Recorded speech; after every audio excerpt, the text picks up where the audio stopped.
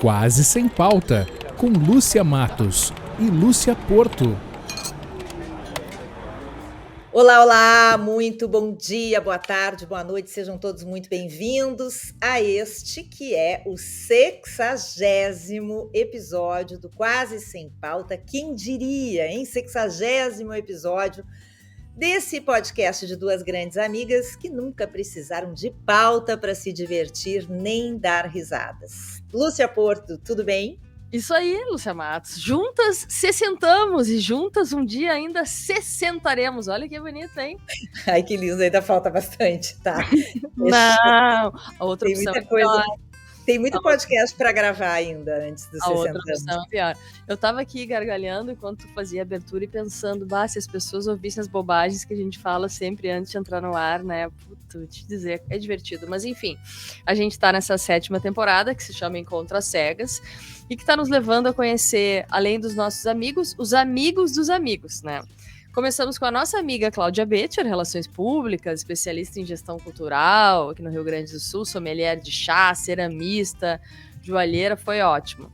A gente começou a temporada no final do mês de abril aqui de 2023. Na sequência, ela nos indicou um amigão dela, um super instrumentista, professor, acadêmico, compositor, violonista, Ulisses Rocha. E o Ulisses Rocha nos trouxe mais uma surpresa que a gente apresenta hoje, né, Matos? Pois é, nós começamos no Rio Grande do Sul, fomos para Ilha Bela. Ilha Bela. E aí agora eu quero saber para onde é que a gente vai. Bom, eu quero dizer que o que está indo para casa das pessoas, desses amigos dos amigos, é o cheirinho do Quase Sem Pauta, né? Todos estão recebendo o cheirinho do Quase Sem Pauta, porque essa 7ª temporada, que fala de amizade, tem o grande e importante apoio da Santo Aroma, empresa de Gramado, da nossa querida e talentosa amiga Lu Rec, da Santo Aroma. A Lu Rec, que é Relações Públicas, trabalhava com marketing, deu uma virada de carreira e construiu essa empresa que hoje é referência aqui no sul do país, que faz aromas maravilhosos. E o aroma do Quase Sem Pauta, modéstia à parte, é espetacular, foi feito exclusivamente para a gente, pela equipe do Santo Aroma. Isso aí, um cheirinho bom. E, bom, agora, né, pra gente dar uma sequência na nossa temporada, que é tão legal, descobrindo coisas boas, a gente vai trazer uma amigona do Ulisses Rocha, que tem uma história bem interessante aí para contar. Eu sei que tem até um capitão no meio, mas antes a gente conhecer a história do capitão, vamos conhecer a história da esposa do capitão, né? Que é a Elisa Prado. Bem-vinda, Elisa. Oi, Elisa. Lúcias queridas, tudo bem? Muito legal estar aqui com vocês. A Porto e a Matos, né? Porto e a Matos, isso aí, as Lúcias que estão aprontando por aí. Dá uma ajeitadinha aí no teu visual, Elisa, pra gente ficar bem, para quem tá nos acompanhando pelo YouTube, acompanhar o teu enquadramento perfeito, que não o pessoal que tá no Spotify não tem esse problema, mas senão melhorou assim? Melhorou ótimo, assim? Ótimo. Bem, a Elisa Prado é profissional de comunicação há mais de 30 anos, assim como nós, está nessa cachaça da comunicação, também formada em comunicação social pela PUC, porém em Campinas, né? Pós-graduada em marketing na SPM, passou por muitas instituições e empresas internacionais, como Deutsche Bank, a Tetra Pak, além de ter atuado em diversas agências de publicidade e relações públicas. Em 2008, apontada pela ECA da USP como a profissional de comunicação do ano. Alguns anos depois, em 2014, lançou seu primeiro livro, Imagem e Reputação na Área da Transparência. Já tem um tempo, mas bota título atual nisso, né? Vou te dizer. A Elisa faz parte do Conselho Deliberativo da ABERJ, que organiza e regula a comunicação corporativa no Brasil. É professora no Master de Comunicação Transmídia da SPM, na importantíssima cadeira de Prevenção e Gerenciamento de Crises, também atualíssima. Em 2017, lançou seu segundo livro sobre esse tema, com o título Riscos, Crises e Reputação, e agora, em 2023, publicou o terceiro livro com o título Reputação e Valor Compartilhado, conversas com CEOs das empresas líderes em ESG. Mas olha, vou te dizer como tem sigla nesse mundo. A Elisa vai nos ajudar a entender essas siglas também. Hoje a Elisa atua como diretora de comunicação corporativa da Telefônica Brasil, só dona da marca Vivo. Então, uma pessoa um pouco ocupada que tirou um tempo para falar conosco. Bem-vinda novamente, Elisa. Muito legal, muito bom estar aqui com vocês. Adoro falar sobre comunicação, sobre reputação, falar um pouco das crises que nós estamos vivendo hoje em dia e falar também de quem somos, né? Somos nós hoje nesse mundo louco que nós estamos vivendo, né? Quem somos, de onde viemos e para onde vamos, né? Em Minas, eu sou mineira, né? Então a gente fala oncotô, proncovô, né? Opa, eu adoro esse sotaque de vocês. Vocês entendem assim, oncotô, proncovô. Onde estou, para onde vou, né? Então Lúcia Matos, por favor, na hora da edição, bota um glossário aí, né? Agora, onde você está hoje é em São Paulo, é isso? Tu moras em São Paulo. Oncotô, eu tô em São Paulo, na verdade, eu sou mineira, lá de Pouso Alegre, de Minas, né? Sul de Minas, aliás, e cidade bacana, pequenininha, mas me formei, cresci lá, né? Até os 18 anos, quando resolvi ir embora para Campinas, morar sozinha e tal, então meio que foi um baque para a família tradicional mineira. Mas é isso, da onde eu venho, as minhas raízes são ali em Minas, da minha família, que eu amo demais, nós estamos juntos. Meu pai ainda tem 100 anos, imagina, tá vivo, feliz da vida, com saúde. Então é um pouco do que eu sou. Tá, mas antes a gente falar do que tu é, né? Um pouco do que tu é, vamos fazer uma pergunta assim. Por que tu acha que o Ulisses Rocha, teu amigão aí de bastante tempo, te indicou para esse encontro às cegas com a gente, que a gente ficou conversando com pessoas do nada sobre, às vezes, coisa alguma, né? Não, o Ulisses, na verdade, é um grande amigo há muitos anos. Ele é do interior aqui de São Paulo, né, de Pirassununga, e ele tinha um grande amigo que é amigo de faculdade do Capitão, né? Eu vou contar um pouco da história depois do Capitão para vocês. E a amizade minha com o Ulisses é muito por meio dessas pessoas, desses caras que estudaram em Campinas. E, então, nos tornamos amigos, na verdade, né? Não é algo de raiz. Mas o Ulisses, a gente admira muito a música dele, quem ele é, a pessoa que ele é, o profissional que ele é, e tem frequentado, ele frequenta muito a minha casa, a gente está sempre trocando muitas ideias. Então, eu imagino que a gente se admira. Eu admiro muito o Ulisses, e eu acho que ele me admira também, por isso eu acho que ele me indicou para esse bate-papo com vocês, né? Acho que vocês todos tu conheceu o Ulisses pelo teu marido, que é o Capitão, que nós já vamos falar do Capitão. E tem a ver com Campinas, então? Tudo isso ou não? Na verdade, tem, porque o Ulisses era muito amigo do Carlos, que estudou com o meu marido na Unicamp, em Campinas. Então, eu conheci o Carlos, né, por meio do meu marido, do Joaquim. E aí, o Carlos era muito amigo do Ulisses, e o Ulisses, então, trouxe...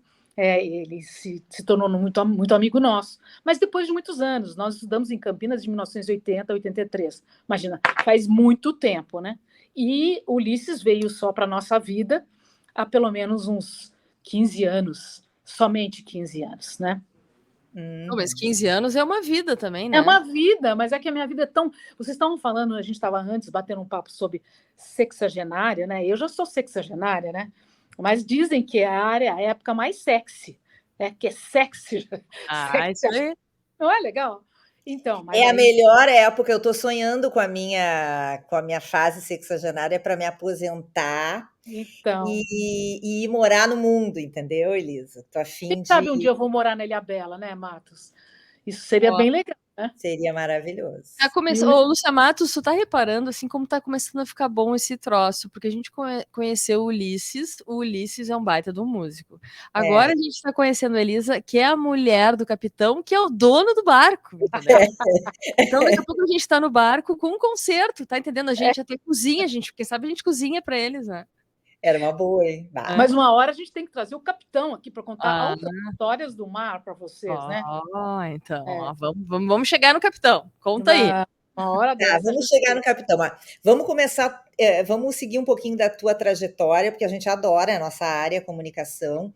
e a tua trajetória, assim, pelo que eu li, ela tem todo um caminho incrível, assim, que a coisa foi indo, né, Elisa, até tu chegar exatamente nessa área de comunicação corporativa. Então, eu queria que tu fizesse um resumo para quem está nos ouvindo, de como tu chegou, assim, né, da Faculdade de Comunicação na Unicamp até o teu trabalho de hoje, mais de 30 anos de experiência nessa área corporativa. Olha, foi um caminho, vamos dizer, orgânico, né? Porque eu, desde lá de trás, quando eu morava em Minas e Pouso Alegre, eu queria sempre trabalhar nessa área de comunicação. Sempre me senti uma conectora, né? Uma pessoa que constrói pontes, liga coisas com coisas, pessoas com pessoas. Então, eu sabia que queria ir para a área de comunicação. Então, claro, tive que fazer todo um trabalho de convencimento dos meus pais, de estudar fora, em Campinas e tudo. Mas eu sempre tive um propósito na minha vida, de crescer, de ser uma profissional. E eu acho que eu segui muito isso. Eu tinha, assim, as minhas aspirações de olhar para pessoas, para profissionais e achar que aquilo era bacana, entendeu? Construir um legado, construir uma profissão. E meu pai sempre me deu muita força, né? Na minha casa nunca teve essa história, é porque é mulher, porque é homem, não. Com 18 anos ele me mandou para a Alemanha para estudar alemão, achava que tinha que falar alemão, umas coisas assim que... Então ele me ajudou muito, me apoiou muito na construção da minha carreira. E aí fui para Campinas, comecei a estudar comunicação, meio sem saber realmente o que eu ia entregar, sabe? Eu não sei se vocês tiveram essa mesma oportunidade que eu, ou essa experiência. A gente não... Quando você entra na faculdade de comunicação, você não sabe bem aonde você vai. Se você faz jornalismo, você tem ideia, né, do que você vai entregar. Mas no meu caso, que era ir para a área de relações públicas, eu já tinha muitas dúvidas. Mas comecei ali em Campinas, comecei a fazer muitos estágios e vi que essa construção de pontes, onde o meu propósito de ligar pessoas com pessoas, coisas com coisas, era o que eu queria fazer da minha vida. E persegui muito essa carreira. Primeiro fui trabalhar numa área de comunicação, de publicidade, mas vi que não era bem ali o meu negócio. E depois consegui ir para uma agência de RP. E foi aí que eu me encontrei, na agência de relações públicas, trabalhando com gestão de crise, né? Então, desde o início, mais de 30 anos já nessa história, eu já trabalhava com clientes, questões, né? Questões complicadas, com clientes que precisavam contar a sua verdade, o seu outro lado, né? Porque muita gente acha que até relações públicas é algo que você está contando alguma coisa que não é verdade. E eu vejo como algo que nós estamos trabalhando a informação e trazendo os dois lados da história, né? Porque muitas vezes você só acha e só vê um lado. Sim. Então, é isso. Fui seguindo muito essa trajetória de construir a minha carreira, mas junto com a construção da minha carreira, com grandes empresas e em grandes agências, eu também fui construindo minha família. Então, foi uma coisa, vamos dizer, paralela que aconteceu comigo e que me deu muita força. A família me deu muita força para o profissional e também o contrário, né? Quer dizer que ao mesmo tempo que tu cuidava da crise nas empresas, a tua vida estava indo bem, e aí, em algum momento da tua história, tu conheceu o capitão. O capitão já conheci lá em 1980, né? Imagina. Que estudávamos, ele estudava na Unicamp ou na PUC, e nós nos conhecemos lá.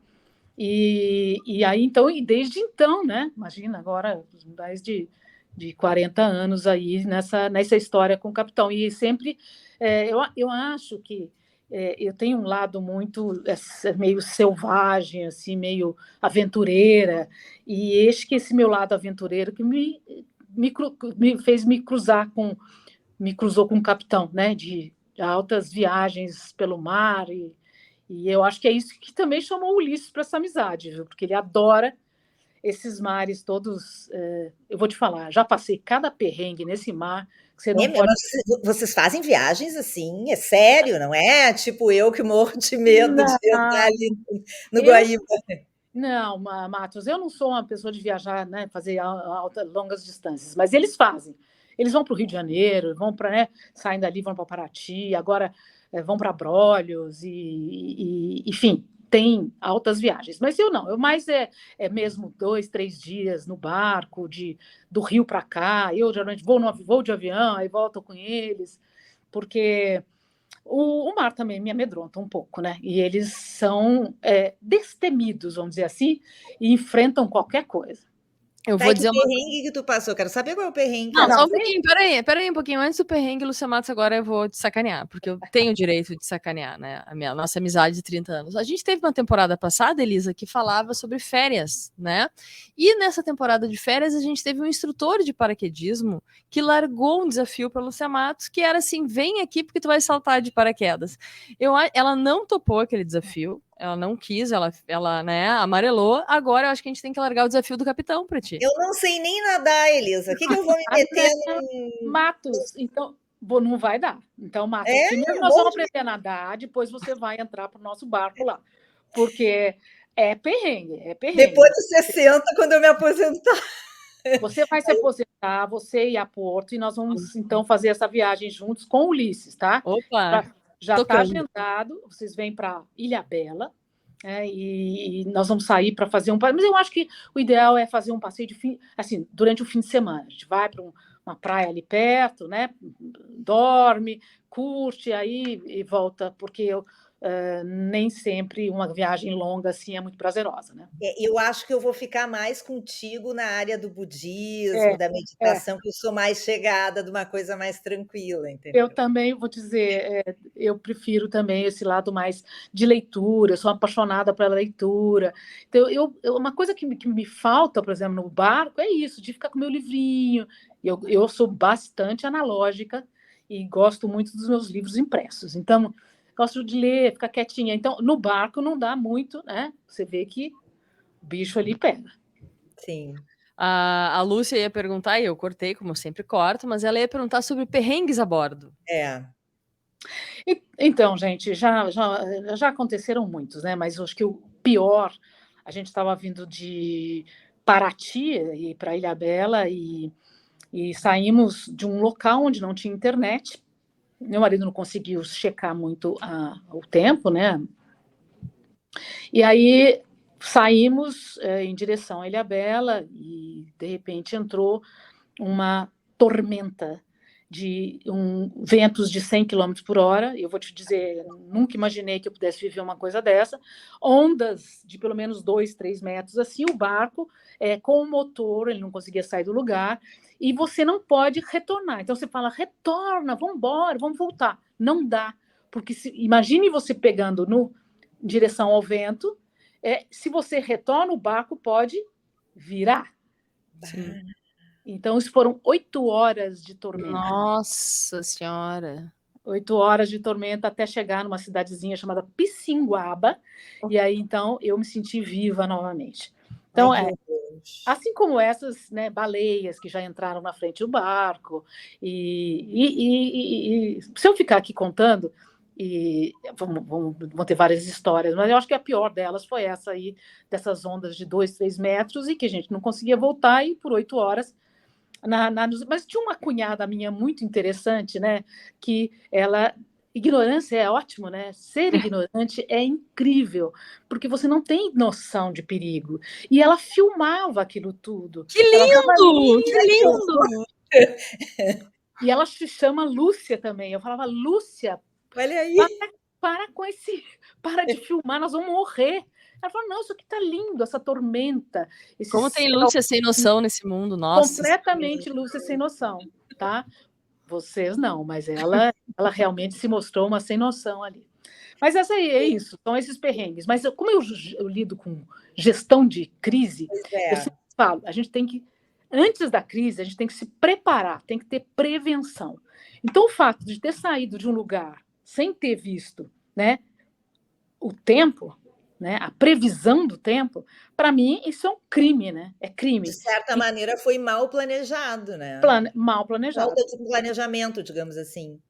E na minha carreira profissional, o que eu mais falo para os meus, né, já tive clientes, né, sempre trabalhei na área de consultoria, e agora com meus clientes internos aqui na Vivo, eu sempre falo, vamos fazer a prevenção, porque se você faz uma boa prevenção, você não entra na crise, né? Se você sabe, faz uma gestão de riscos, né? Faz lá uma matriz, olha, vou citar uma ideia, uma coisa para vocês, vou lançar uma campanha, né? E nessa campanha tem algo que você sabe que as redes sociais não vão gostar. Eu vou citar um exemplo que é bem clássico e que eu trabalhei na época para o Boticário. E nós lançamos uma campanha que falava sobre, era do Dia dos Namorados, e falava sobre o amor de qualquer forma. O amor é lindo para qualquer um e de qualquer forma. Não sei se vocês lembram disso. Foi a primeira campanha do Boticário, que, vamos dizer, que saía para a inclusão e tudo.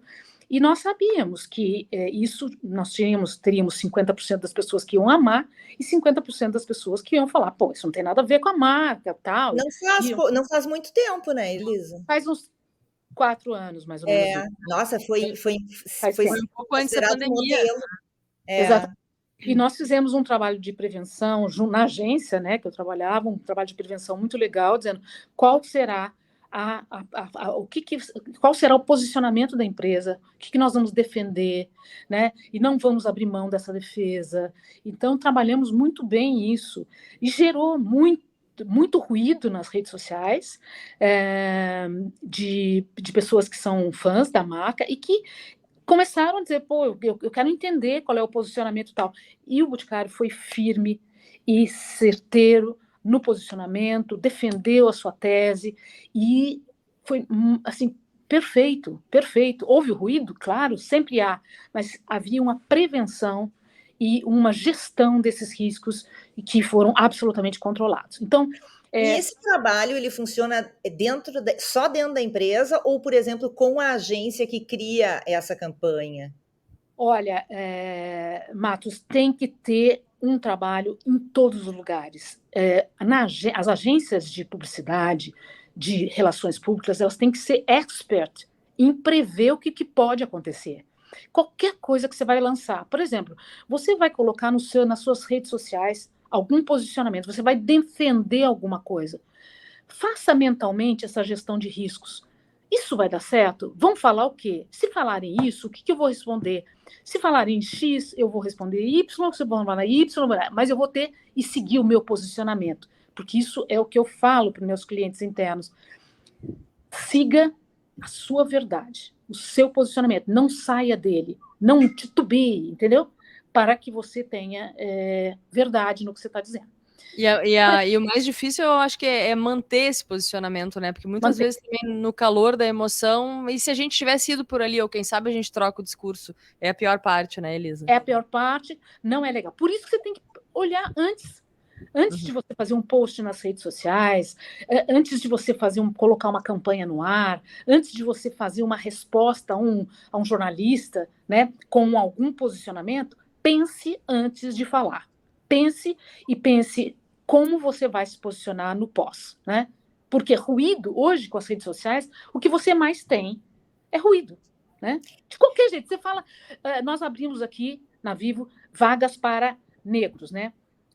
360 vagas para negros. Aí vieram dizendo, mas por que abrir vaga para negro? Como assim? Por que vocês estão se posicionando dessa forma? Tem que abrir a vaga para... Quer dizer, mesmo que você queira fazer algo afirmativo, né? Porque eu acho que nós estamos na era de ter iniciativas afirmativas, você é criticado. Então, pense muito bem como vai se posicionar e manter esse posicionamento. Né? Aliás, eu dou aula lá na SPM, adoro falar sobre isso, então vocês me cortem aí, tá? Porque... Não, nós estamos tendo uma aula aqui, tá boa essa aula, tô gostando. Eu adoro isso. Tu diria que nesses teus mais de 30 anos de experiência nesta área específica, Elisa, o mundo se tornou, com as redes sociais, se tornou mais difícil esse tipo de trabalho, e eu te pergunto, nos últimos tempos, que a gente está vendo uma polarização tão grande, não é só no Brasil, é no mundo inteiro, parece que há uma exigência das pessoas em se posicionarem, em tomarem uma posição. Isso exigiu das empresas também que tipo de cuidado?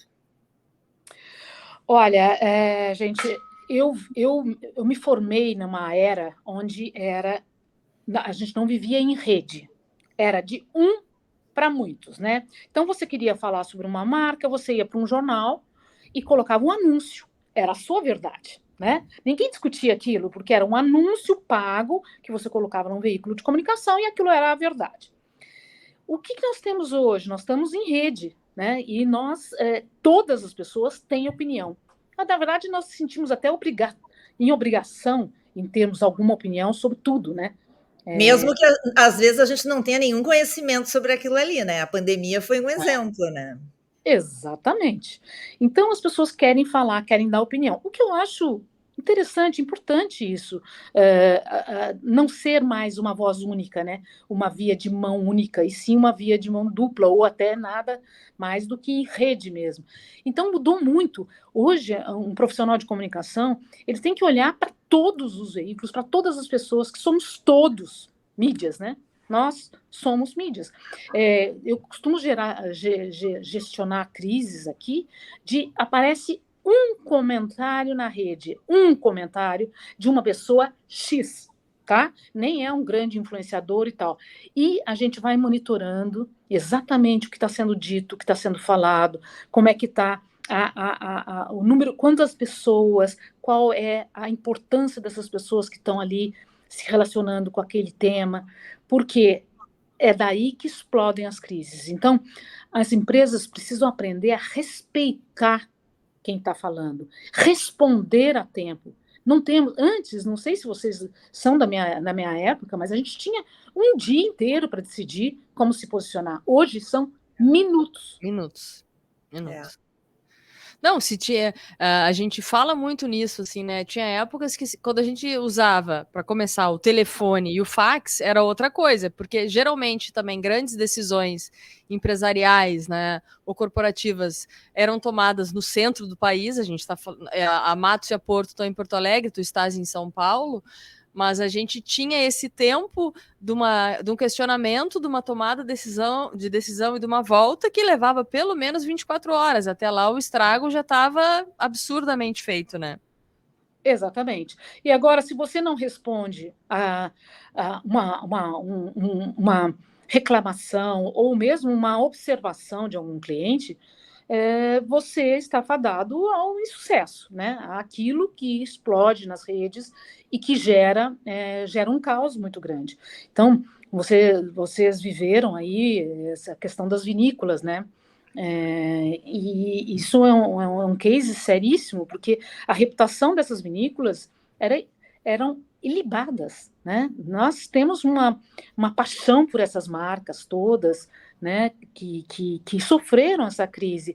Mas aí você vai dizer, poxa, mas poderiam ter se posicionado de uma forma diferente? Talvez não diferente. Eles foram se posicionar corretamente depois de 3, 4 dias. Se você se posiciona no minuto seguinte dizendo, que foi o que eles se posicionaram, nós não estamos, nós não compactuamos com o que foi realizado ali, vamos trabalhar, vamos resolver, vamos ter iniciativas em prol dessas pessoas. Se isso tivesse feito um minuto depois, eu tenho certeza que todo esse ruído não teria vindo à tona, né? Então, é o timing, hoje em dia é o timing. Mas, Elisa, eu queria falar de uma coisa que tem muito a ver com a nossa época, com o nosso tempo, que são as fake news, né? Tu citou o exemplo das vinícolas, a gente teve um outro exemplo muito triste aqui no Rio Grande do Sul, que foi do supermercado Carrefour, onde um cliente foi espancado até a morte e a empresa demorou muito tempo para se manifestar e, no fim, acabou um trabalho que foi feito depois, mas que demorou demais, né, como tu falou.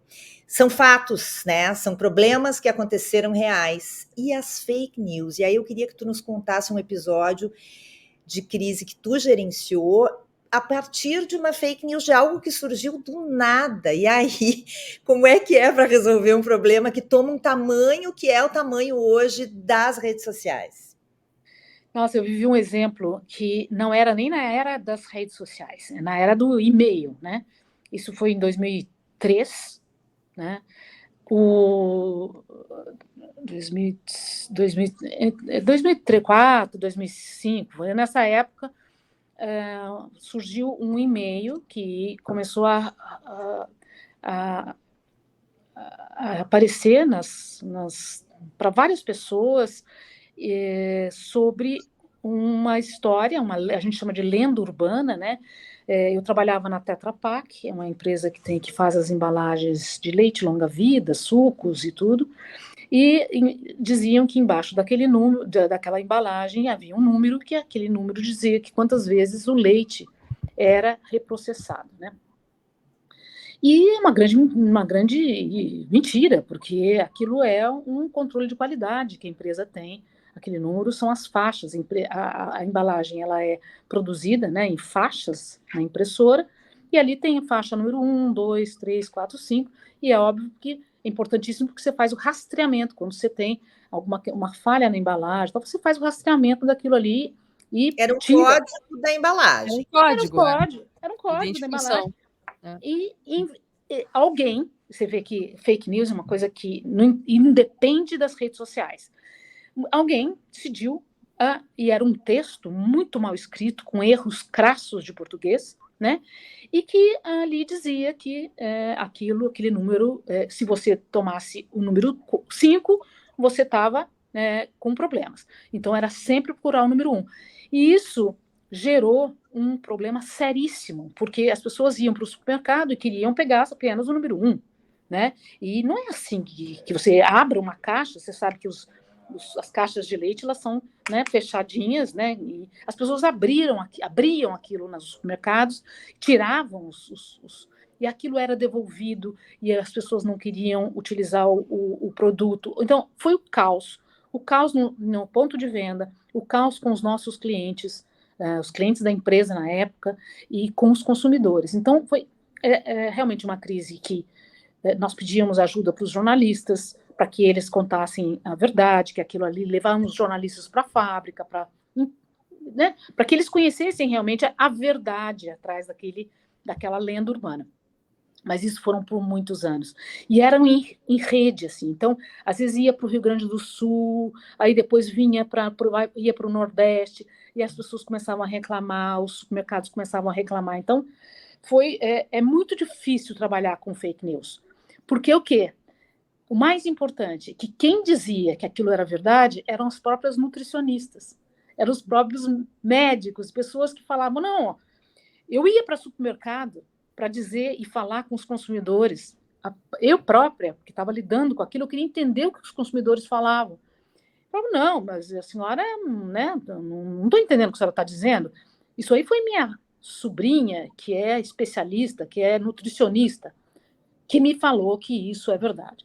Então, vira verdade, sabe? Uma lenda urbana que vira verdade. E é muito difícil você combater. Então, hoje, esses números nem existem mais, porque são códigos de pontos ali que dizem, né, que falam sobre essa estrutura da embalagem, a qualidade dela e assim por diante. Eu acho que também tem essa questão das lendas urbanas que, em momentos do tempo, elas ressuscitam, né? Algumas lendas urbanas que a gente já escutou por aí, que assim, os shoppings, aqueles que estão afundando, os sequestros que acontecem nos banheiros, né, são coisas que a gente ouve e volta e meia elas reaparecem, independente dos lugares, né, Elisa? Como é que quem está à frente de gestão de crise de grandes empresas lida com coisas que são totalmente imprevistas? Porque, por exemplo, você trabalha numa indústria, né, uma indústria química, tá? Vocês têm que, no planejamento de gestão de crise, saber que pode acontecer um acidente grave e o que vai acontecer se isso ocorrer, é o que tu está falando. A gente pensa antes para o que vai responder depois. Mas essas lendas urbanas que do nada surgem em empresas de tamanhos diferentes, como é que a gente previne algo que a gente não sabe que vai acontecer? Um ponto importante foi a pandemia, né? As empresas não tinham isso nas suas gestões de risco. E veio, e as pessoas tiveram que colocar todas as pessoas em casa, vocês mesmos tiveram essa experiência, todos nós tivemos. A Vivo colocou 10 mil pessoas para atender os consumidores, né, nos call centers em casa, da noite para o dia, né? Então, era algo que realmente foi inusitado. Mas, para responder de uma forma muito objetiva a sua pergunta, a gente tem que estar muito preparado para todas e qualquer possibilidade que possa acontecer dentro dessa empresa, né? Se você trabalha numa indústria química, pare para imaginar, né? Eu costumo fazer muitos workshops, né, com pessoas. Você reúne um grupo de diretores e você senta e faz quase um brainstorming do que poderia acontecer do mais leve ao mais pesado dentro daquela empresa, ou daquela indústria, ou dentro daquela agência, ou daquela instituição. Então, esse é um exercício fundamental que eu chamo de matriz de risco, né? Essa matriz de risco te ajuda a estar preparada quando acontece alguma coisa. É muito raro você não ter ali, quando você faz uma matriz de risco bem feita, você ter algo que fuja totalmente às fake news. Porque as fake news, elas nascem de algo da imaginação de alguém, né? Então, se você faz um trabalho bem feito, até você consegue chegar lá. Agora, para responder a sua questão, é muito difícil você combater uma fake news, por causa desse poder da rede que nós estamos vivendo hoje, que vira verdade. Então, mesmo que você vá com o fato, né, isso não é verdade, o fato é esse, as pessoas não acreditam. Não, e às vezes é uma coisa assim, grosseira. Só que, Grosseira. claro, ela é grosseira para quem tem o conhecimento daquela área e acaba se propagando. Esses tempos teve a história da ABBA, lembra da cantora era do ABBA, eu acho, né? Que virou uma infectologista sueca, sei lá, uma coisa assim que, meu Deus, era uma coisa óbvia que era errado e se propagou. Eu estou adorando essa aula, tá, Elisa? Mas a nossa temporada é sobre amizades. Então gente, eu acho que nós saímos um pouco do né? Não sei. Fiquem à vontade, tá? Não, vamos aproveitar, né? A gente tem que aproveitar. Por isso que é bom, por isso está sendo bom te conhecer, para a gente já ter uma aula aqui. Mas eu quero saber o seguinte: nesse mundo corporativo, é possível fazer boas amizades? Olha, é bem possível, é bem possível. Tem muita gente boa nesse mundo corporativo, porque são pessoas, a gente fala, o mundo corporativo é algo longe de você. Não, aqui são pessoas que têm problemas, que têm desafios e que vivenciam questões como todos nós. Então, sim, eu tenho grandes amigos. Aliás, vou ser muito sincera com vocês, as minhas grandes amizades vieram do meu trabalho. Hoje me reúno com pessoas de 20 anos atrás que trabalharam comigo e vão deixando marcas na gente, né? Que minhas grandes amigas hoje são pessoas que trabalharam comigo na agência, né? Então, sim, é possível e é muito gostoso fazer amizades dentro do nosso ambiente de trabalho. São pessoas que fazem parte da tua vida, né? Vão construindo junto contigo a tua trajetória. Mas uma curiosidade que a gente também ouviu de ti nas conversas prévias, e eu acho que é interessante falar, é que apesar dessa tua vida super agitada, pelo que parece ser, né? Tu tem esse lado um pouco mais aventureiro, mas não nem tanto, né? Como tu já falasse antes ali. Mas a gente sabe que tu tem também um viés mais espiritual, assim, que eu acho que talvez, pelo que tu tá falando, é algo que equilibra um pouco a tua vida, né? Tu segue um pouco da filosofia budista, isso, né, Elisa? Exatamente. Eu comecei a ler sobre o budismo há muitos anos atrás, acho que já faz pelo menos uns 15 anos, para entender, porque eu sempre busquei, eu fui criada no catolicismo, né? Minha mãe muito católica, e fui criada nesse ambiente. Mas eu nunca me entendi muito, nunca achei que isso era o meu dogma, né? Onde eu queria pousar a minha alma, a minha estrutura, porque eu não acreditava muito. Então, eu fui buscar outras possibilidades para que eu pudesse me encontrar. Comecei a ler muito sobre o budismo, e o que mais me encanta no budismo é a simplicidade, né, do fato de você fazer o bem, né, para as pessoas e ter uma ação positiva e ter uma reação também positiva. Então, é aquela norma da ação e reação. Tudo que você faz de bom, você recebe, e o que você faz de ruim, você também recebe algo negativo. E é aqui que a gente recebe isso, não é em outras vidas, não é num outro lugar, no céu, no inferno, não é nada disso. Eu acredito muito que é aqui mesmo. Então é aqui que a gente tem que respeitar as pessoas, aqui que a gente tem que fazer o bem, né? Doar muito o que você aprende, ter pessoas ao seu lado que você possa trazer esse equilíbrio. E o budismo traz muito isso, traz a verdade, a tranquilidade, a paz. Eu acho que a meditação me ajuda muito a, a ter uma visão mais clara das coisas, né? Porque quando você medita, você faz com que você silencie a sua mente. E a minha mente, ela é muito poluída, né? Ela é muito cheia de questões e problemas. E quando você silencia, você traz algum equilíbrio, alguma paz, para que você consiga seguir o seu dia. Então, isso, é uma coisa muito simples. Eu não hoje, agora, eu estou lendo um livro de uma... Aliás, eu esqueci de anotar o nome da autora, mas é uma comunicadora também, e ela chama-se... o título é Por que Sou Budista? Então, ela conta toda a trajetória dela e tudo. Então, e as leituras muito, né, do que é a filosofia e que me trouxeram até aqui, né? Não vou a centro budista, não sigo, Mas mas certamente leituras. te ajudam muito no teu dia a dia, né? No enfrentamento desse tipo de problema do teu trabalho. Sim, sim, me dá essa paz, né? E de enfrentar também questões na vida. A gente tem um tempo todo de desafios, de pessoas que você tem que ajudar a se equilibrar, né? Então, essa filosofia me ajuda a ter esse equilíbrio e ajudar outras pessoas também. Acho que esse livro que tu fizesse referência é interessante até da gente falar, é um livro da Soninha Francini, que foi da Exatamente. MTV, eu acho que ela se candidatou, não sei se foi eleita vereadora, se eu não me engano, por São Paulo, né? E também é uma pessoa que também é da comunicação, né? E também, de uma certa forma, enveredou para essa área mais espiritual, né? Mais tranquila, né? Uma coisa mais meditativa e tal. E não sei se isso é um perfil de quem, como a gente, vive tão agitada. A Lúcia Matos é uma pessoa que eu sei que compactua da meditação. Eu não consigo, porque meu cérebro não desliga, já tentei algumas vezes, muitas vezes. E a gente queria antes também de ter que, infelizmente, desligar esse papo, que tá bom, já passou pela aula, passou pelo barco, a gente já velejou, agora a gente está divagando na meditação. Há 40 minutos, hein? 40 minutos, estão praticamente meditando em crise aqui, né? A gente queria uma indicação tua, Elisa, de um amigo ou de uma amiga que possa seguir nesse papo, para que tu nos indique uma pessoa para a gente conhecer também as cegas, como tu foste assim tão gentilmente apresentada pelo Ulisses, para a gente seguir esse papo aí daqui a 2 semanas com uma pessoa tão interessante quanto tu. Então, eu queria indicar para vocês a Tati Maia Lins.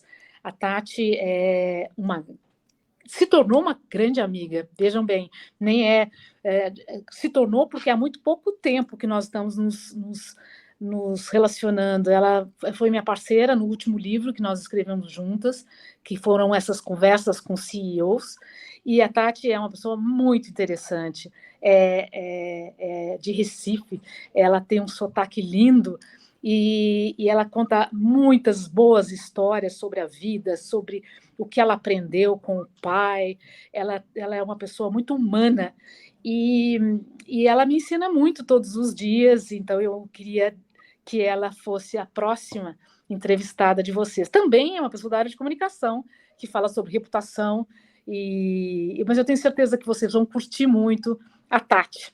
Vamos ter o 2º capítulo dessa aula, então, Lúcia Matos. Que maravilha, hein? Vamos viajar, então. Vamos para o Recife, Lúcia. Vamos para Recife. Estou adorando. Elisa, adoramos te conhecer. Nossa, foi incrível. Já virei tua fã, adoramos a aula. Obrigada por dividir um pouco dessa tua história com a gente e dividir a Tati, que a gente vai conhecer no próximo episódio.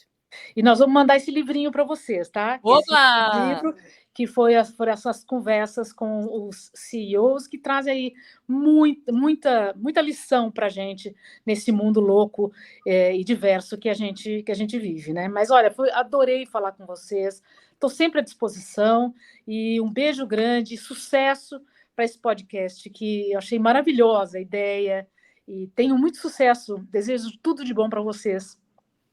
Obrigada, Elisa. Elisa. Grande abraço. Valeu, gente. Até a próxima. Tchau. Valeu. Até mais. Você ouviu Quase Sem Pauta, com Lúcia Matos e Lúcia Porto.